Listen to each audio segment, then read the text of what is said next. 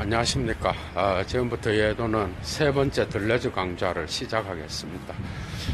제목은 들레즈 해체, 1968년도에 나온 차이와 반복. 그래서 소제목을 차이와 반복이라는 제목으로 정했습니다. 오늘 이 작품을 통하여 여러분은 들레즈의 특별한 형이상학의 세계로 인도를 받을 수 있을 것 같습니다. 들레즈의 이 책은 상당히 중요한 책이고 상당히 철학적인 책으로 간주되고 또 내일 하게 될 의미의 논리라는 책도 중요한 책이라고 할 수 있겠습니다. 이 작품은 들레즈가 주로 헤겔에 대한 반기를 들고 그죠? 자기 나름의 포스트 모던적 사유를 전개하는 작품인데, 이 작품이 정말 중요한 이유는 거기에는 그의 모든 철학적 사고가 녹아들어져 있고 그죠? 그의 예술 철학뿐만 아니라 또한 그의 이미지 개념 그죠? 특히 베르그송으로부터 물려받은 이미지 개념, 그 다음에 그의 시간성에서 나타나는 그 특이한, 그래서 사실 하이데거가 베르그송에게도 영향이 좀 있어요. 그래서 존재와 시간에서도 하이데거가 베르그송을 언급을 하는데, 베르그송의 어떤 그 과거와 현재의 통일성의 시간성 개념, 이런 것들이 총체적으로 나타난다고 할 수 있어요. 그래서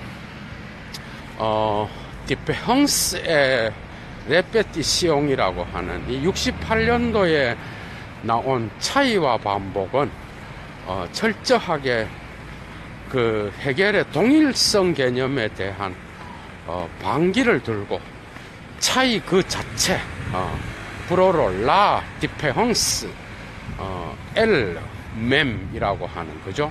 차이 자체를 분석하려고 하는.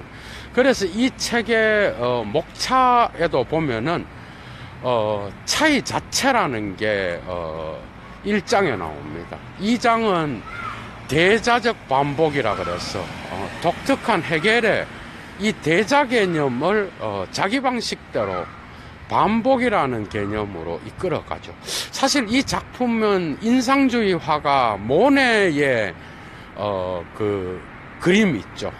루앙성당을 시차적으로 계속해서 반복해서 그리는 그 인상주의 그 화가의 그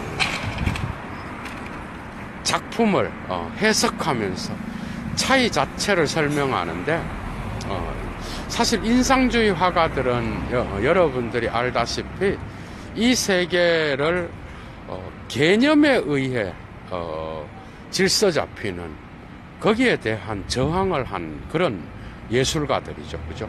그러니까 우리가 예를 들면 이런 게 있습니다. 우리가 사과라고 하는 그 음식을, 그죠? 사과라고 하는 그 과일을 우리가 생각해 봅시다. 그러면 그 전에, 인상주의 이전에 다른 화가들은 사과는 누가 봐도 그것이 사과로서 나타나야 되는 거예요. 그죠? 여러분들 사과하면은 여러분들이 갖고 있는 상이 있다고, 그죠? 그 이마저가 있단 말이지. 그 상이 있는데, 그런데 인상주의 화가들은 이러한 일반적으로 갖고 있는 그 상을 깨버린다는 거죠. 그러니까 뭔 말인가 하면, 여러분들 특정한 여러분들이 다 가지고 있는 사과에 대한 그 상은 개념적 상입니다. 여러분들이 갖고 있는 개념에 의해서 형성된 표상적 상이라고. 여기에 이 차이와 반복에서 나타나는 차이 자체를 설명할 수 있는 그러한 계기가 나타나는데, 왜 모네가 루앙성당을 시리즈로 그렸어요?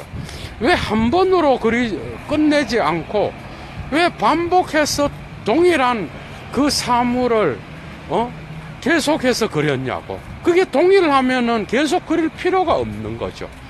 이것은 모든 이 세계의 사물은 시간 속에 놓여져 있을 때, 그죠? 시간에 의하여 변화된다라는 거거든.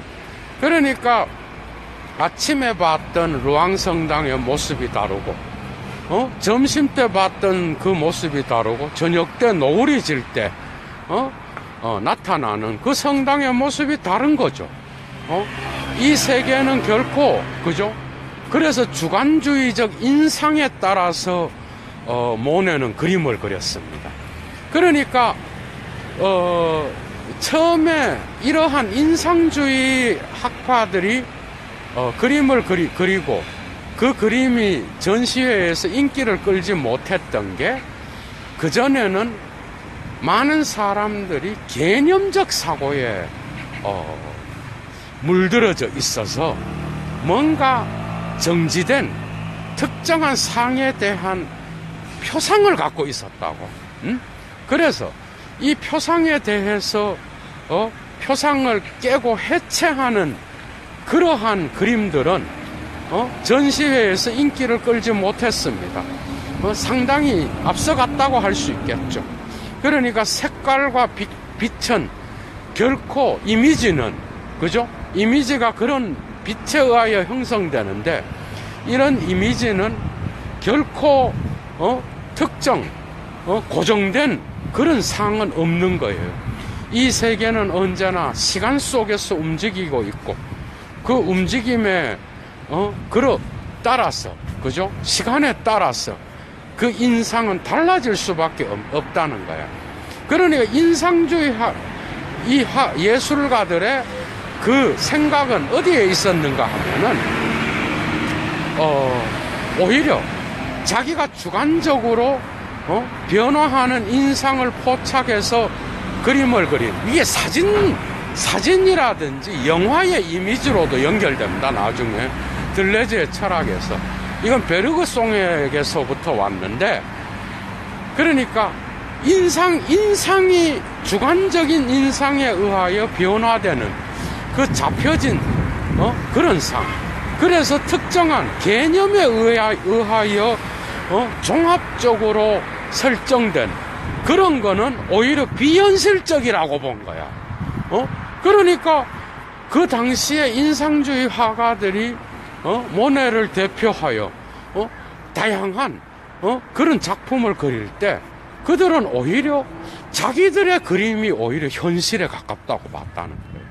그러니까 다른 사람들은 이 사람들은 환상을 그리고 있고 자기의 주관에 따라서 지 멋대로 그림을 그린다고 생각을 했는데, 오히려 이들이 봤을 때는 다른 사람들이 현실을 잘못 보고 있다라는 거예요.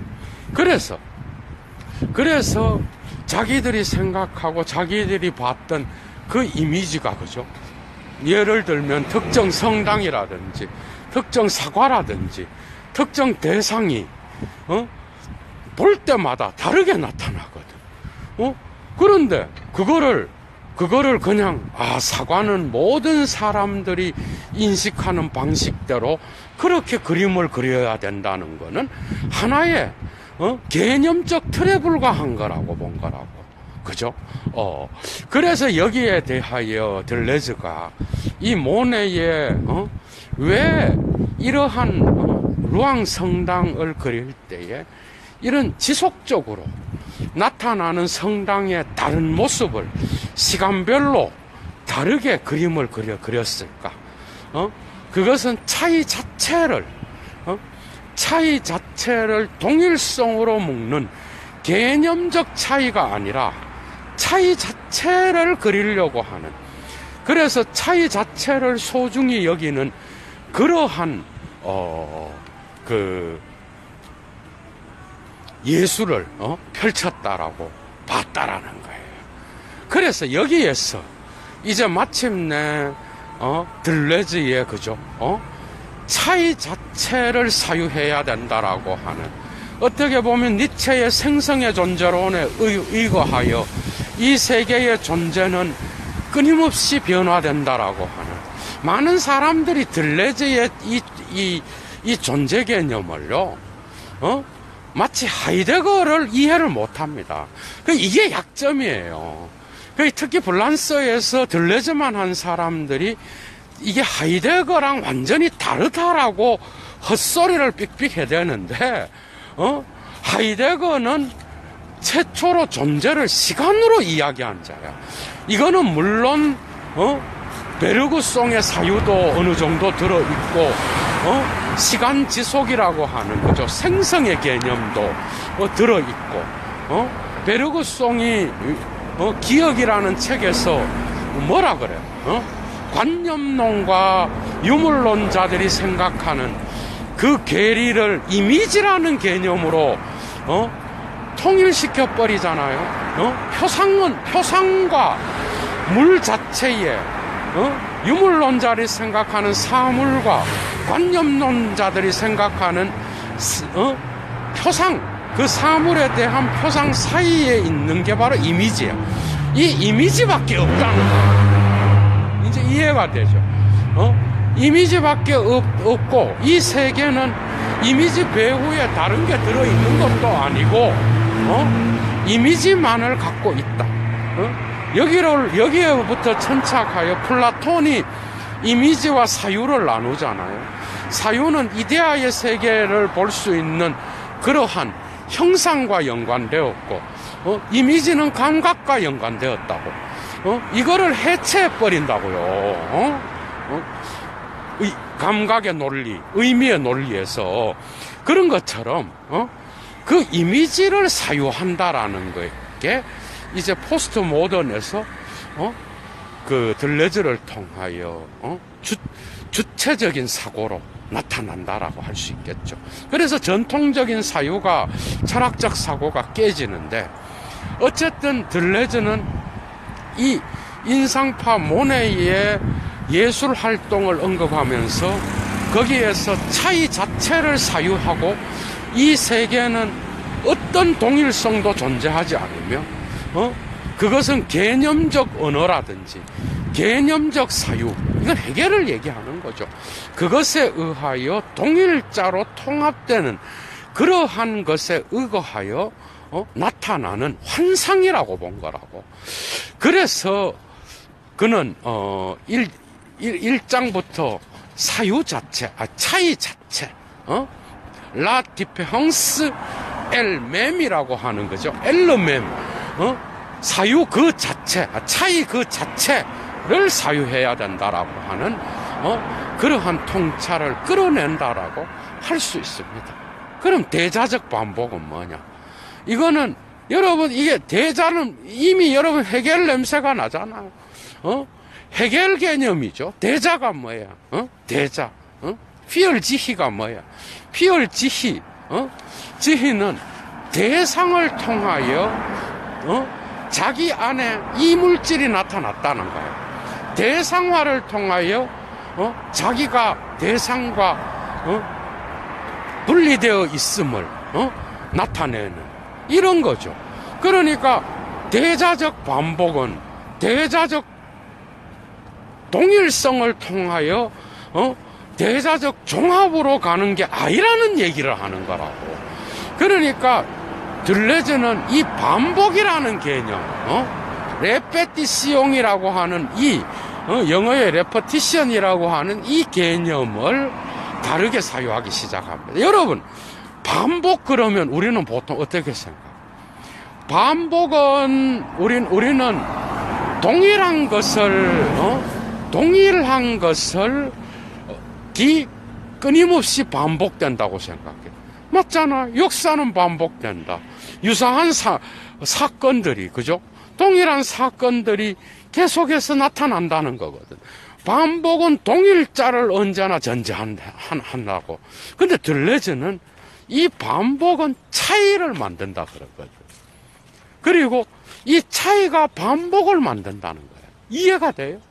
이 두 개의 개념을 끊임없는 운동 속에서 변증법적으로 연결하고 있어.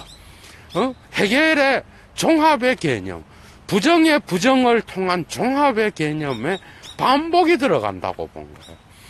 모네가 루앙성당의 시간의 변화에 따라서 달라지는 그 풍경과 모습을 끊임없는 시리즈를 통하여 반복적으로 그렸듯이 이 세계는 동일한 사물조차도 동일한 것이 없다라고 하는, 그죠?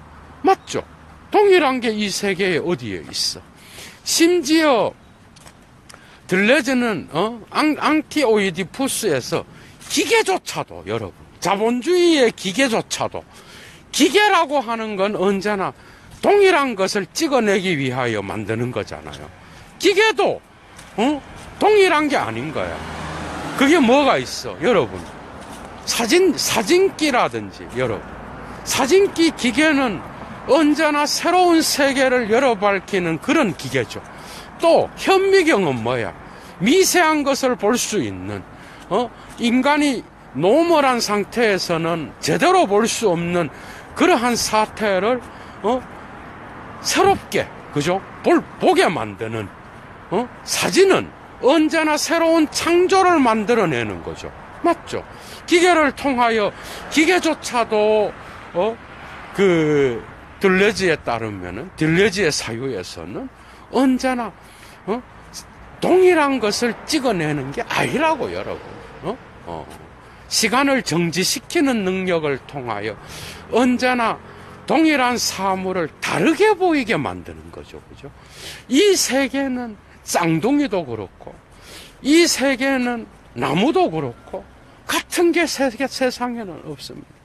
여러분, 기계에 의해서 찍혀 나오는 그런 자동차조차도, 똑같다라고 눈에 보기에는 똑같지만은, 그러나 그 세부적인 열의 강도라든지 앵덩시대라고 하는 인텐서티죠, 영어로.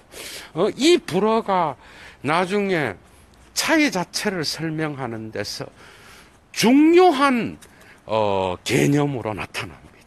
미분적분을 설명하면서, 그죠? 여러분들 강도를 경험할 수 있어요. 강도는 고유성만을 나타내는 거예요, 여러분. 여러분 한번 생각해봐. 양과 질이 있어, 그죠?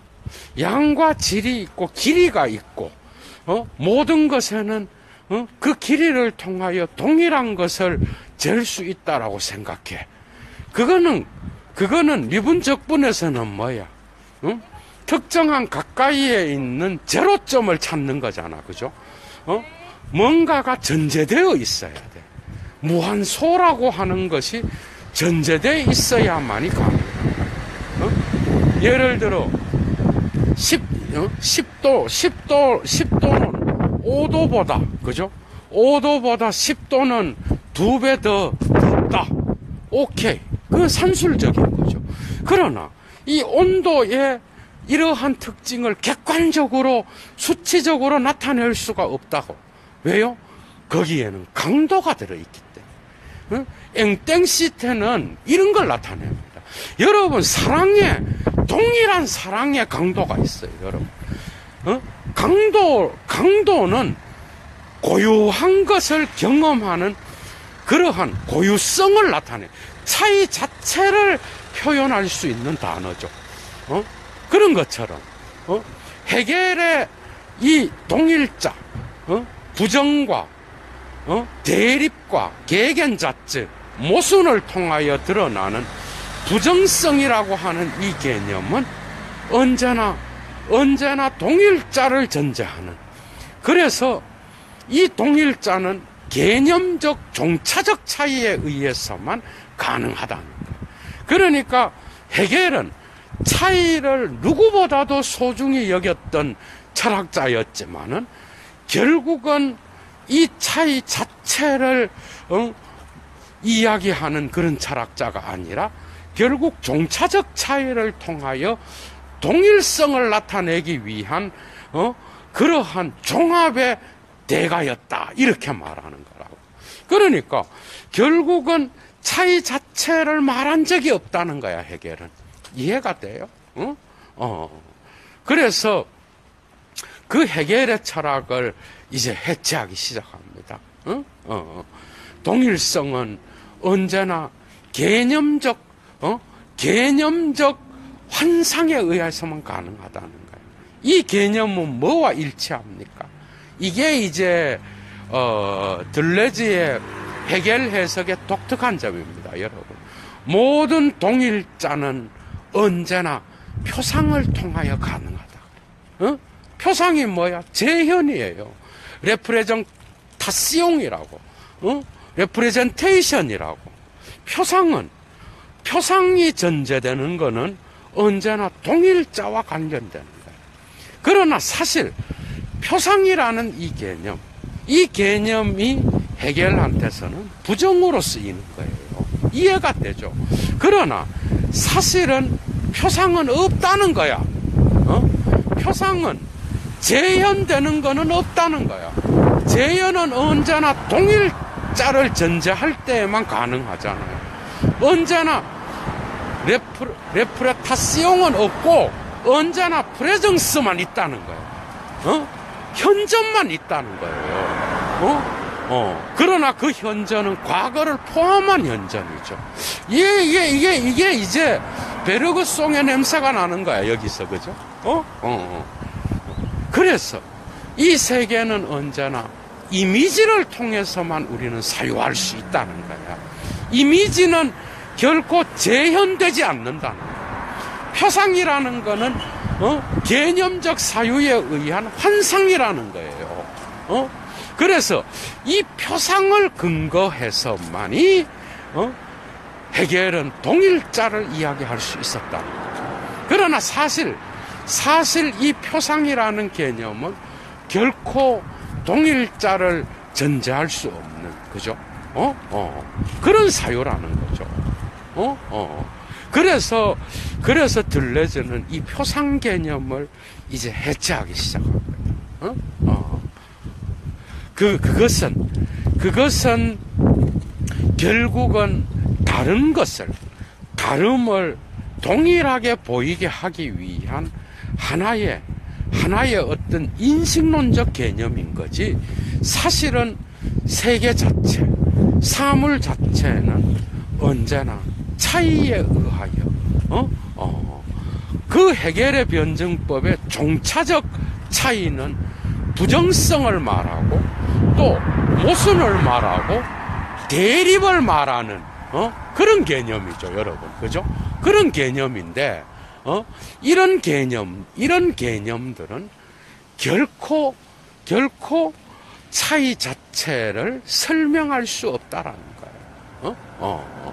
그래서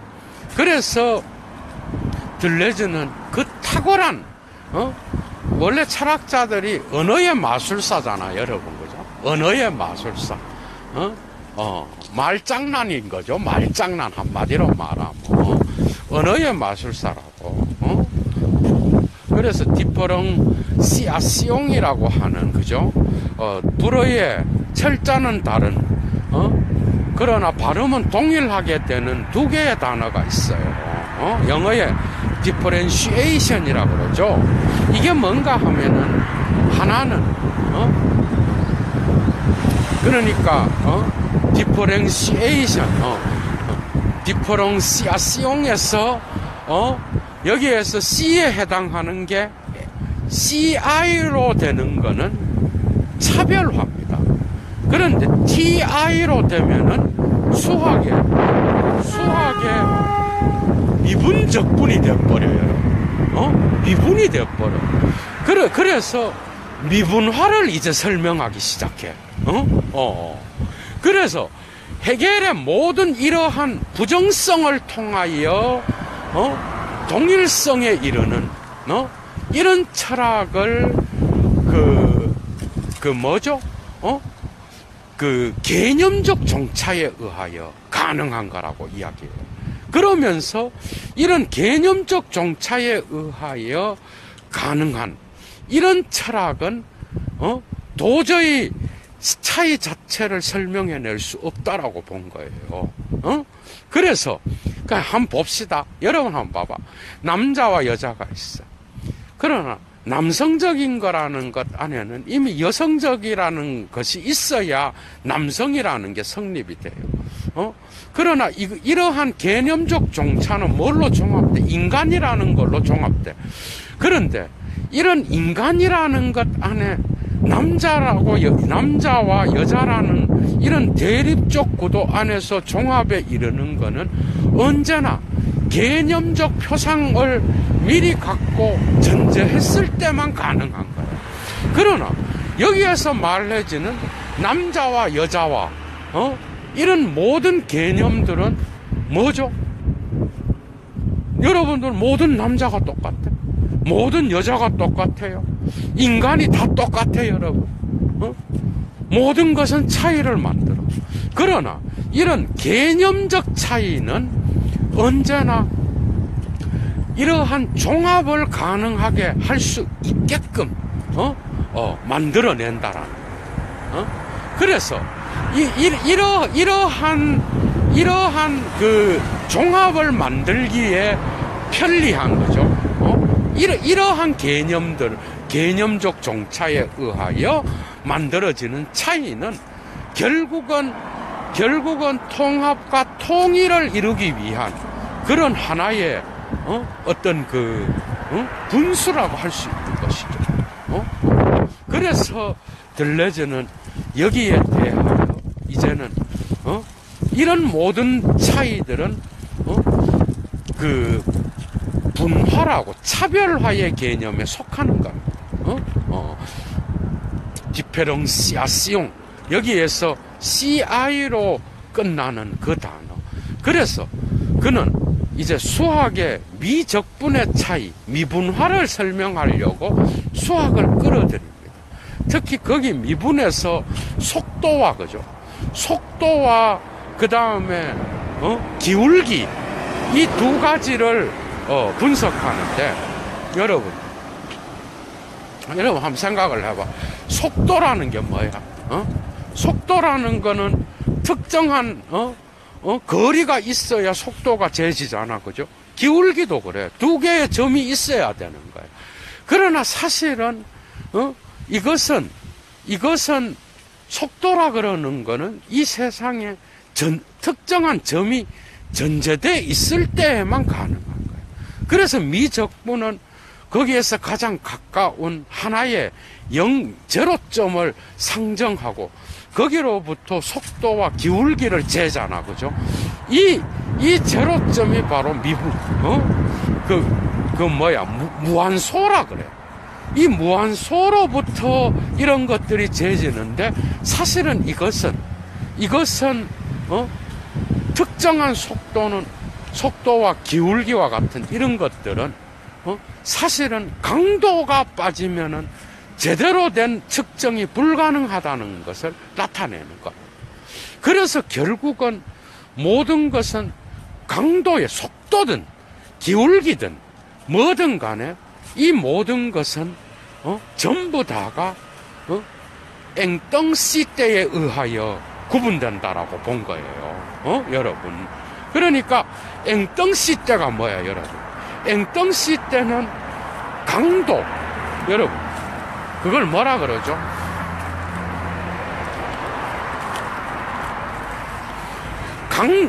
강도는 강렬함을 말하는 거. 그래서 모든 사물은 이 강렬함을 갖고 있는데 심지어 이 강렬함은 결코 동일한 것을 나타내는 그런 개념이 아니라는 거예요. 우리는 매 순간 동일한 사람을 동일하게 매일 만나도, 그죠? 우리는 결코 동일한 것을 경험하는 게 아니야. 강도의 경험은, 강렬함의 경험은 결코 동일자를 전제했을 때는, 그것이 경험될 수 없는 거예요. 모든 것은, 그래서, 강렬함의 경험은 언제나 차이 자체, 고유성 자체를 나타낼 수 있는 그런 개념에 속하는 거죠.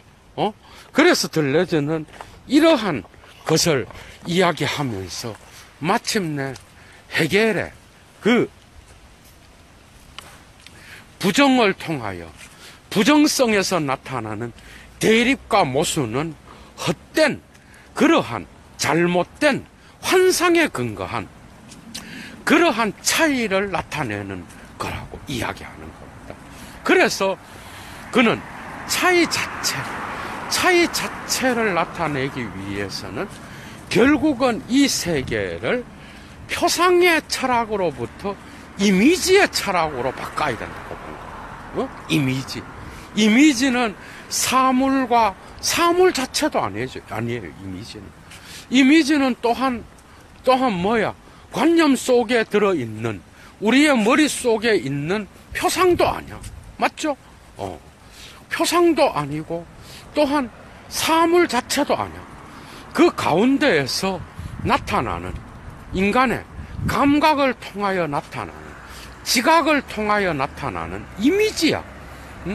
이 이미지만이, 이미지적 사유만이 이러한, 그 표상적 사고에 대항하여 이러한 차이 자체를 사유하고 그 차이 자체를 소중히 여기는 그러한 철학적 사고에 들어간다라고 본 거예요. 그래서 들레즈는 이 이미지라는 개념을 매우 소중히 여깁니다, 여러분.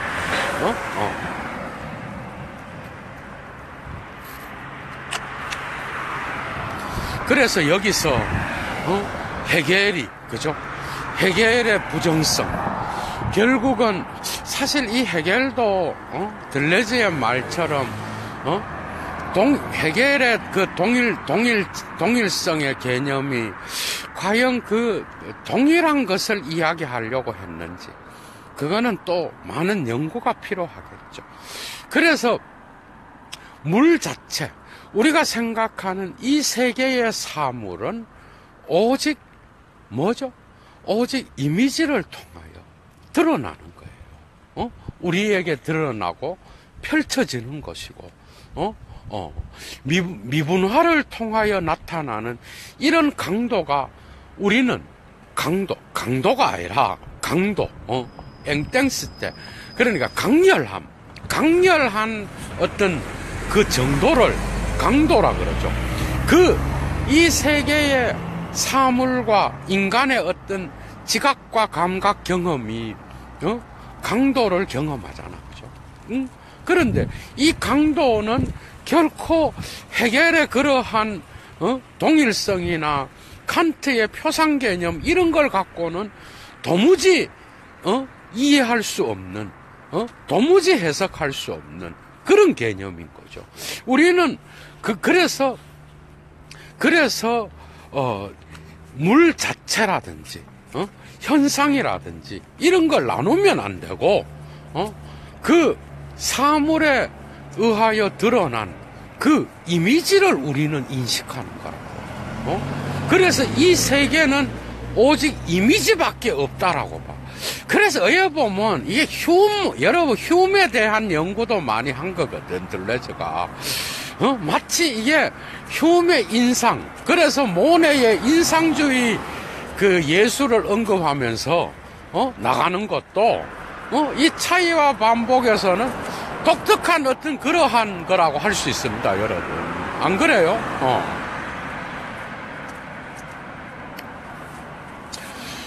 그래서 이런 겁니다, 여러분.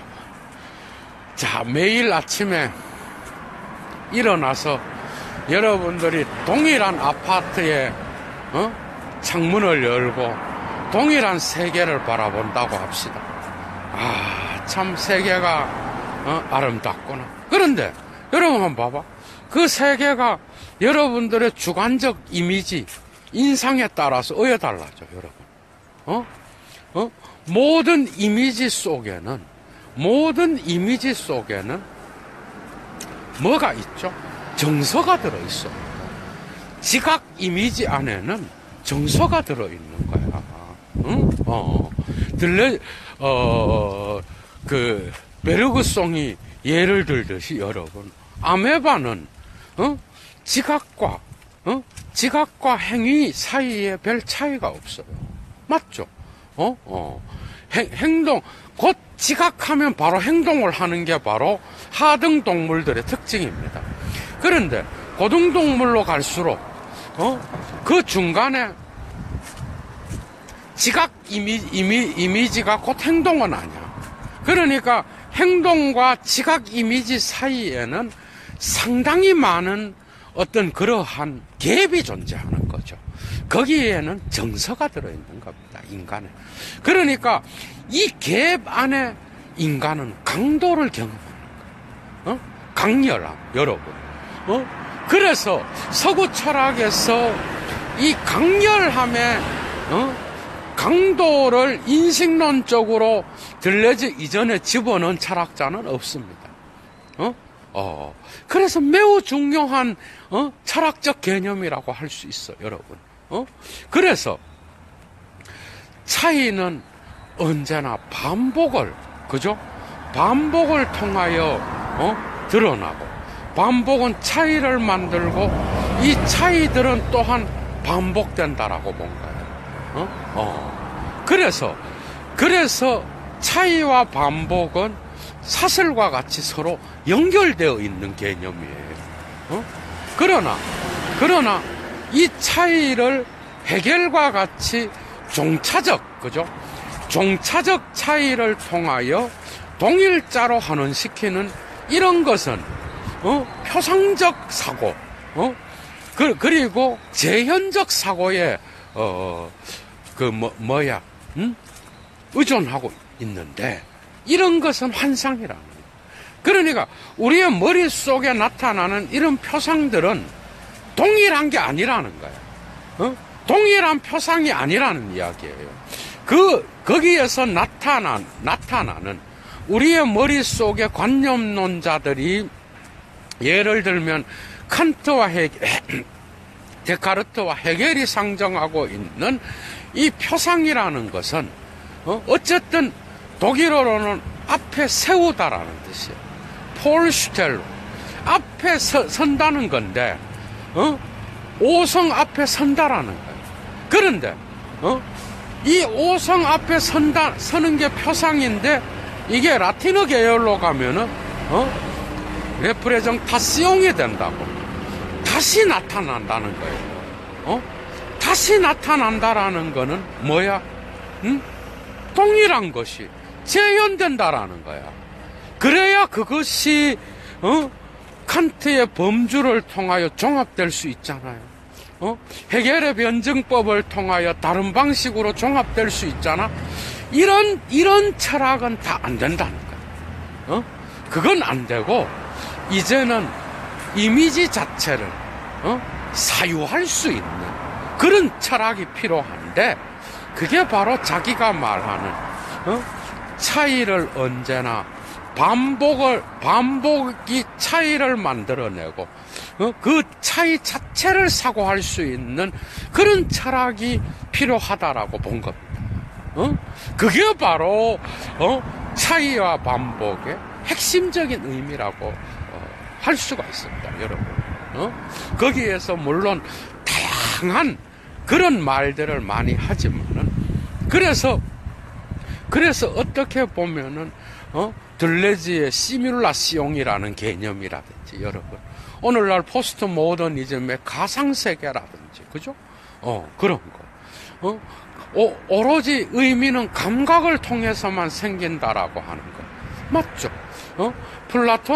그래서 플라톤이 나누어 놓은 사유와 감각, 이데아와 현상계를 완전히 통합해버렸고, 그 중간에 이미지가 있다라고 본 거라. 이것은 베르그송이 관념론과 유물론, 그 경험론, 이런 것들의 그러한 문제, 물 자체와 표상의 문제, 이런 문제들을 하나로 통합하고 거기에서 나타나는 시간성을 과거와 현재로 통합해서, 현재는 없다는 거예요, 여러분. 모든 것은 과거밖에 없어. 과거는 잠재태야. 현재가 나타날 수 있는. 그래서 그 잠재태가 특정 사건에 의하여 현실태가 되면은 그것이 현재 일어나는 사건으로 본 거라고요. 그런 방식으로 무한 반복된다라고 본 거라고.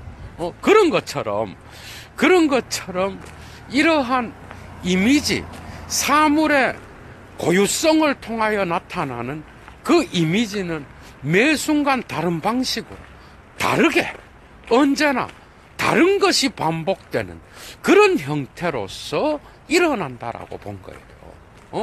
그게 바로 들레즈가 차이와 반복에서 이야기하려고 하는 핵심적인 형이상학이라고 볼 수가 있습니다. 그래서 우리가 갖고 있는 그러니 이런 거야. 우리는 언제나 개념적 차이는 언제나 언어학적 논리에서 나타나는 거예요. 언어학적 논리를 들레즈는 어떻게 보면은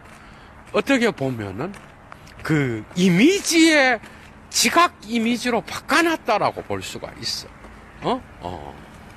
그래서 남자와 여자라든지 또 우리가 생각하는 집이라든지 나무라든지 그리고 이 세계의 모든 사물에 대한 표상적인 그러한 전제들, 그런 것들은 전부 다 개념적 종차에 의하여 확립된 그런 차이를 말할 뿐, 오히려 이 세계에서 일어나는 사물 자체의 그런 차이를 제대로 그려낼 수 없다라고 보는 게 바로 들레즈의 이러한 독특한 인식론입니다, 여러분.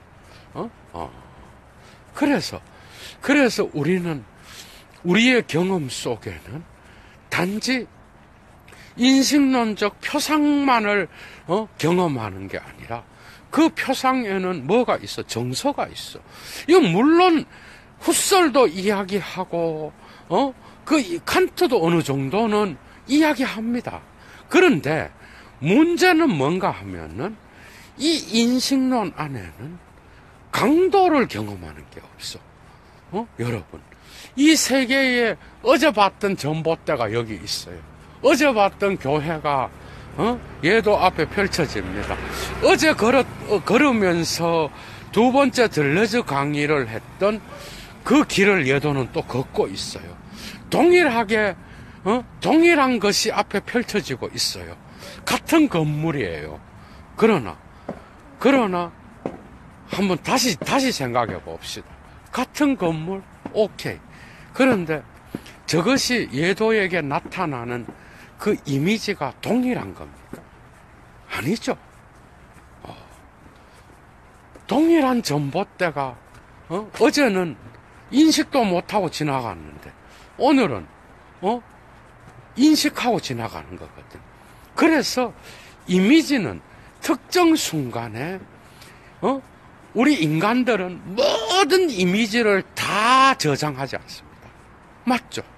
여러분들의 모든 이미지를 머릿속에 저장하면 정신병자가 돼버려. 우리 인간은 특정 이미지, 사유를 통하여 특정 이미지만을 우리 인간은 받아들이는 거예요. 그것만을 기억합니다. 맞죠? 독특한, 하여튼 인간은, 그런데 여기에 정신분석학적 시간이 들어가 버리면 이건 또 뒤죽박죽이 돼버려요. 우리 인간은 어떤 특정한 시간의 지속 안에서 특정한 이미지는 어쨌든 공간 개념이잖아. 특정한 인상을 사진으로 찍어서 그것을 저장하는 거예요. 그것이 바로, 그런데 그것을 저장할 때 거기에는 언제나 밀도와 강도가 있다는 거예요. 이 강렬함이 덜한 이미지가 있고 강렬함이 더한 이미지가 있고, 그런데 그 강렬함이 더한 이미지가 뭐야? 그게 우리의 트라우마적 경험이라든지 우리 인간의 실패의 경험, 그 다음에 시련의 경험, 다양한 경험들은 가운데에 특정 이미지는 뭐예요? 훨씬 더 강한 강도를 갖고 있다는 거예요. 그런데 이 강도를 다른 사람들이 동일하게 경험하는 자가 있어요? 없다는 거예요. 맞죠? 비슷하게 경험은 할 수 있고 대화를 통하여 그게 비슷했구나 이래 맞출 수는 있지만 그 경험은 결코 동일하지 않습니다, 여러분. 언제나 이 사물들은 차이에 의해서만 성립되는 것이고 그 차이가 바로 반복을 또 만들어낸다라. 맞죠? 그래서 헤겔의 대자적인 것은 언제나 동일 부정의 부정으로 가는 게 아니라 그 부정 자체가 지속적으로 단지 반복될 뿐이라고 하는 이 헤겔의 명제를 들레즈는 바꾸어 놓고 있다라는 거예요. 참 독특한 사고입니다. 그죠? 여담을 하나 하자 그러면 들레즈는 사실 누구죠? 락강을 별로 안 좋아했어. 락강의 실제 개념 때문에 그런 거예요. 그 실제는 상징계에 구멍을 내잖아. 그리고 락강한테서는 언제나 이 상징계가 중요한 인식론적으로 중요한 개념이에요. 그런데 이 실제계는 단지 상징계의 어떤 부정성으로서만 뒤로 밀려나는 그런 방식으로 사유했다라는 거예요. 그런데 들레즈는 뭐야? 들레즈는 이 세계 실제고 뭐고 이런 건 없고 단지 오직 이미지를 통하여 나타나는 세계 사물밖에 없다라는 거예요. 그 이미지는 언제나 차이로서만 드러난다는 거예요. 그런데 이게 락강의 실제계와 다른 건 락강의 실제계는 의미의 그 표층 위에 뭐가 있어? 언어로 떡칠된 세계가 있는 거예요. 그런데 들레즈의 사유로 옮겨가면 이러한 언어로 떡칠된 상징계 이런 거는 없어요. 언어는 언제나 이미지는 언어보다 앞서가는 거거든. 맞죠? 여러분들은 어떤 사람을 보면 그 사람의 인상이나 이미지를 보고 여러분들의 언어로 이야기를 해. 그러니까 언어의 그 특징은 2차적인 특징인 거예요. 그런데 언어는 또 문제가 뭔가 하면 표현하다가 보면 이 차이 자체를 언제나 동일자로 만드는 습관을 갖고 있는 거예요. 그 점에서 락강의 실제계를 결코 들레즈는 동의할 수 없었다라는 거죠. 이거는 매우 중요한 통찰이라고 볼 수 있습니다, 여러분. 그죠? 참네. 그래서 들레즈에 따르면 이 헤겔의 반헤겔주의를 들고 나타나서 차이와 반복을 이야기하면서 미분적분의 미세한 차이까지 이야기하면서 이 세계의 동일성은 결코 존재하지 않는다라고 하는 것을 이야기했고, 그것을 또한 예술 작품을 통하여 모네의 인상주의 그러한 학파들이 실제를 보는 그 실제관, 어여 보면 휴메의 인상과도 비슷한 그런 인식론을 통하여 사물의 차이를 탁월하게 묘사하고 있다라는 것. 이 점은 상당히 들레즈적인 그런 사유라고 볼 수 있습니다. 이런 것들이 이런 이미지 이론과 시간론이 나중에는 들레즈의 시네마라고 하는 예술 철학으로 옮겨가는데 거기에서도 이러한 그 베르그송의 이러한 이미지에 대한 사유, 그죠? 다 나오는 거죠. 내일 하게 될 감각의 논리, 의미의 논리에서도 그런 게 나타나는 겁니다. 그러니까 사유는 이미지를 사유하는 거지. 결코 어떠한 표상과 연결된 그런 사유가 아니라 우리가 바로 본 그 이미지를 우리는 해석하고 그것들의 차이를 언제나 기록하고 그것을 표현하는, 이게 바로 들레즈의 철학적 핵심에 놓여 있는 그런 차이와 반복의 인식론이라고 할 수 있겠습니다. 참 정말 해야 될 이야기가 많은데 벌써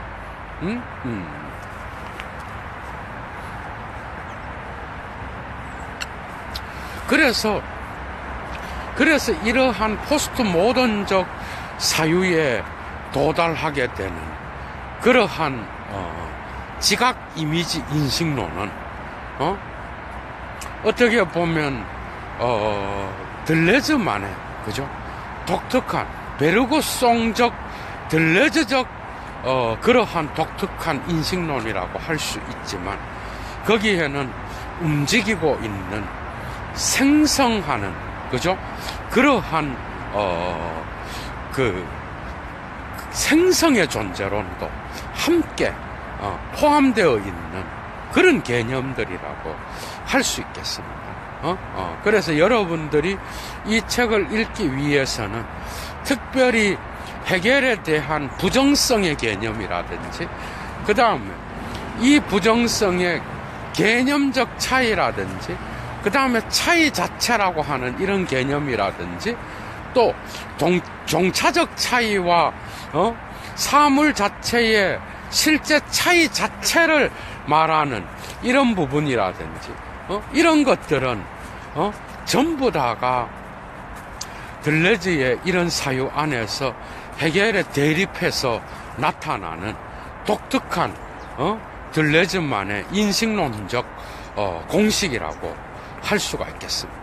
그래서 여러분들이 이 책을 넘어서게 되면은 이제 들레즈의 감각의 논리, 의미의 논리로 넘어갈 수가 있는데, 여기에서는 이제 비로소 그의 인식론의 해석학적 특징이 나타난다라고 볼 수 있어.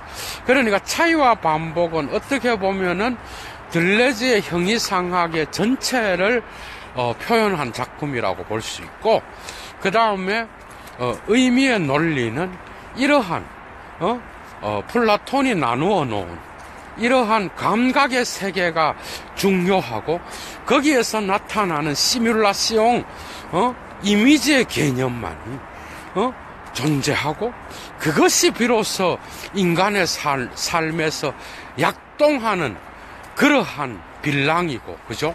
운동이고, 또한 그것에 의해서만이 이 세계가 파악되고 움직여진다라고 하는 그런 특징들이 거기 의미의 논리에서 또 나타난다고 볼 수 있습니다. 그래서 차이와 반복에 들어있는 이런 개념들을 여러분들이 잘 인지하고 1차 자료를 붙잡고 여러분들이 읽어가시면 충분히 예도의 강좌를 통하여 들은 이런 개념적 정리가 많은 도움이 되리라고 예도는 생각합니다. 자, 이제 예도는 목적지에 도착했습니다. 좋은 하루 되십시오. 추스 들레즈 3번째 강좌였습니다.